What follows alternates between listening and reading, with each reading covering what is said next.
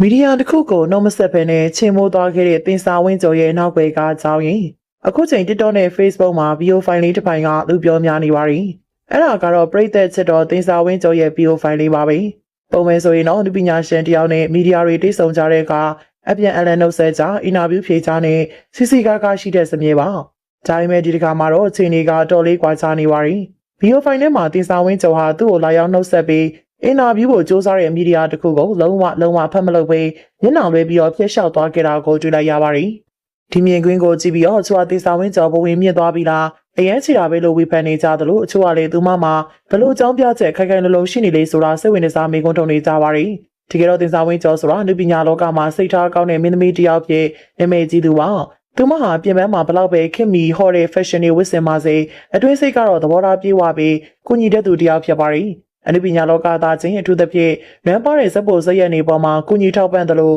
မိဘပေါ်မှာလည်းတည်တဲ့သမီးလိမ္မာတယောက်ဖြစ်အပေါင်းအသင်းတွေကြားမှာနာမည်ကောင်းရှိသူပါ။ဒါပြင်အလူတန်းဆိုရင်လည်းလက်မနေတဲ့သူမို့ပရိသတ်တရားချစ်ခင်ကြတာပါ။ဒါဆိုရင်ဒီလိုဖော်ရွေပြီးစိတ်ထားကောင်းတဲ့သူမကဘာကြောင့်မီဒီယာတစ်ခုတည်းကိုမှကွက်ပြီးချိန်မိုးကြရလေဆိုပြီးတော့လူတွေကသိချင်နေကြတာဖြစ်ပါရီ။ပရိသတ်တွေသိကြတဲ့အတိုင်းတင်စာဝင်းချုံဟာသူမရဲ့ဝိစားစီရင်မှုနဲ့ပတ်သက်ပြီးအမြဲလိုညင်ပါပွေရဖြစ်ကြရသူပါ။သူမရဲ့ပွင့်လင်းလွတ်လပ်မှု fashion ကြမှုတွေကအချို့တွေမျက်စိပရာသားမဖြစ်ခဲ့သလိုမြမရင်ကျေးမှုနဲ့မညီဘူးဆိုတဲ့ခေါင်းစဉ်အောက်မှာထင်းထင်းအေးယူခင်ရတဲ့အတိတ်ဆိုးတစ်ခုလည်းရှိခဲ့ပူပါရီအတိုင်းဝိုင်းကထွက်ပေါ်လာတဲ့သတင်းသက်ရဆိုရင်တင်စာဝင်းကျော်တရားစွဲခင်ရခြင်းဖြစ်တင်ချခင်ရခြင်းတွေရဲ့အစပထမအကြောင်းရင်းတွေမှာအခုအင်တာဗျူးလာလုပ်တဲ့မီဒီယာကရှိတ်ကူးဖြန့်ဝေခဲ့တဲ့ဓာတ်ပုံတစ်ပုံကြောင်းလို့ဆိုကြပါရီအဲ့ချိန်တော့အဆိုပါမီဒီယာဟာသူမရဲ့ပုံရိပ်ကိုလူထင်မှားစေတိုင်းတဲ့ရှုထောက်ကနေတင်ဆက်ခဲ့တာကြောင့်ဒါကမီးလောင်ရာလေးပင်တယ်လို့ဖြစ်ပြီးသူမရဲ့ဘဝတစ်ကွေးမှာကြီးမားတဲ့ထိခိုက်နစ်နာမှုကိုဖြစ်စေခဲ့တယ်လို့နှိစက်သူတွေကသုံးသပ်ကြပါရီစဉ်းစားကြည့်မယ်ဆိုရင်ကိုဘွားထိခိုက်အောင်ကိုဒုက္ခရောက်အောင်တွန်းပို့ခဲ့တဲ့သူတယောက်သုံးဖို့အဖွဲ့အစည်းတစ်ခုကိုပြန်တွေးတဲ့အခါပျော်ပျော်ရွှင်ရွှင်ဆက်ဆံမှုဆိုတာလူသားတစ်ယောက်အနေနဲ့ခက်ခဲနိုင်ပါရီဒါကချိန်မိုးခြင်းမာနာကြီးခြင်းဆိုတာတဲ့စိတ်နာခြင်းလို့ပြောရင်ပုံမှန်ကံပါပါမီဒီယာကျေဝရခြင်းရင်လည်းလူပညာရှင်တယောက်ရဲ့ privacy နဲ့ဂုဏ်သိက္ခာကိုထိခိုက်စေတဲ့တင်ဆက်မှုမျိုးမလုပ်ခဲ့ဘူးရဲ့အဲ့လူပညာရှင်ကပြန်လည်တုံ့ပြန်ခွင့်ဒါမှမဟုတ်ရင်းဆန်ခွင့်ရှိပါရီ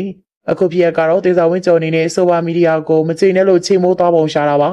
ချုပ်ပြောရရင်တော့တေဇာဝင်းကျော်ရဲ့ခုလိုတုံ့ပြန်မှုဟာအကြောင်းမဲ့တသက်တော့မဟုတ်ပါဘူးသူမရဲ့အေးဆက်ဆက်ကြီးတွေနောက်ွယ်မှာမီဒီယာတစ်ခုနဲ့ပတ်သက်တဲ့အကျေနပ်ချက်တွေနာကျင်စရာအတိတ်တွေရှိနေပုံရှာပါရီသူမရဲ့လုပ်ရအပေါ်မားရီမန်နဲ့ဆုံးဖြတ်ရခဲ့ပေမဲ့သူမနေရာကကိုချင်းစာကြည့်မေးဆိုရင်တော့ဒီခန့်စားချက်ကိုနားလည်ပေးလို့ရှာနိုင်မလားပါပဲ